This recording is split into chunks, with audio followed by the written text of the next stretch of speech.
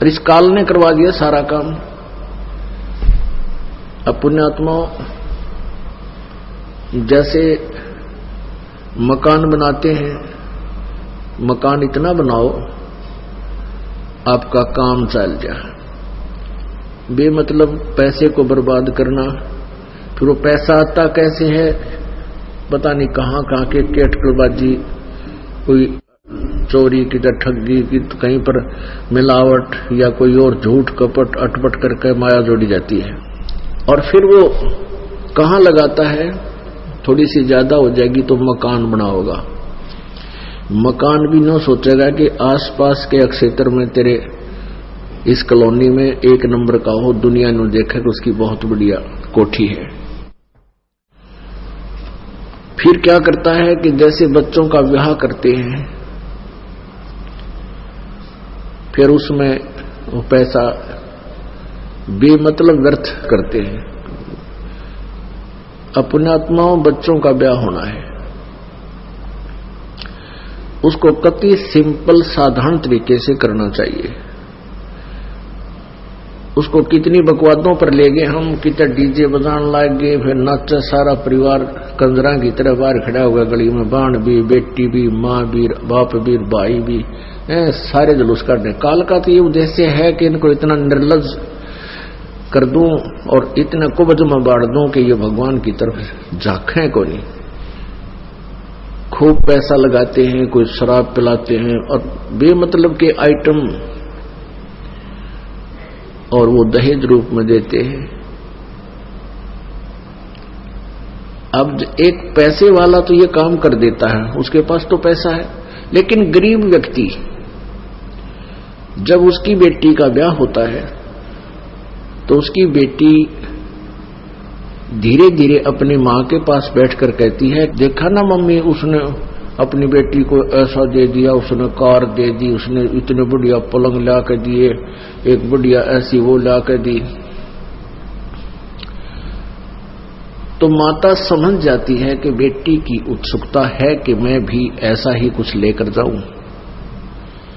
वो फिर अपने पति से कहती है, लड़की के पिता से कहती है कि ऐसे ऐसे बेटी का कह रही थी कि उसने ऐसा दिया, उसने ऐसा दिया।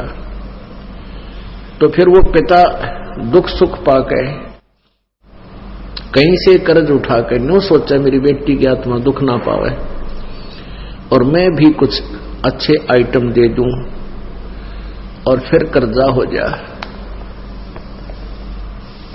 अपने आत्माओं, एक विशेष बात ध्यान रखा करो, क्योंकि हम सत्संग में आते हैं तो इसका असर भी होना चाहिए। ये बातें कहन सुन की नहीं है, ये कर पाड़न की है।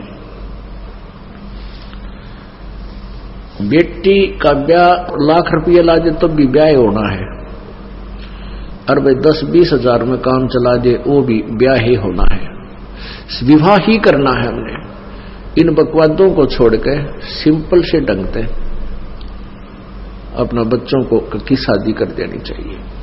आजकल क्या है कि जैसे बारात आती है, निरा ये वनस्पति घी वो भी डुप्लीकेट घटिया से घटिया लाते हैं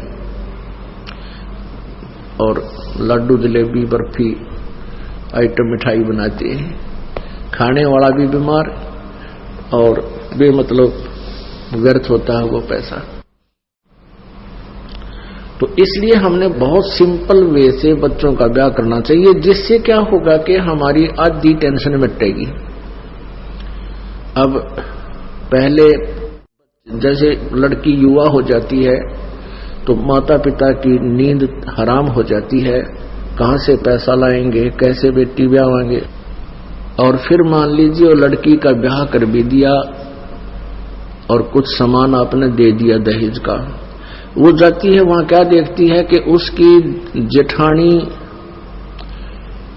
उससे कुछ ज्यादा आइटम ला रखे हों दहेज में, तो फिर उस परिवार वाले रह कर टोकते हैं, देख या बड़े वाली तो इतना लाई थी, उसने इतना लाई, देखियो कितना सामान लाई।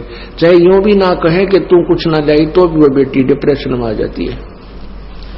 तो इस काल का उद्देश्य ये है कि इनको चैन दिन रात ना हो, ये भगवान भक्ति करे नहीं, आपस में ऐसे जल भुनकर ये अपना जीवन व्यर्थ कर जाए।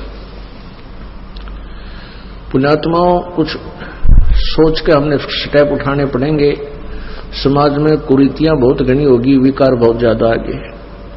इन सब को धीरे धीरे समाप्त करना है। अब यहां हम शादी कराते हैं परमात्मा को साक्षी करके, परमेश्वर की वाणी के माध्यम से। 5-4 भक्त आ जाते हैं, दोनों बच्चों का सहयोग जोड़ देते हैं, यही खाना खाते हैं जैसा भी भंडार में बना हुआ होता है, और अब अपने घर चले जाते हैं। विवाह ही करना है, विवाह ही कराना है। संयोग तो परमात्मा ने जोड़े रखे थे, उन बच्चों के संस्कार पहले ही जोड़ रखे थे। हम तो सूखी ड्रामाबाजी करके उनको और कहर बना लेते अपने ऊपर, खर्चे बढ़ा बढ़ा कर। तो इस प्रकार हमने इसको बहुत ही ऐसा साधारण सा बनाना है जिससे हमारे ऊपर बेटी बोझ ना बने।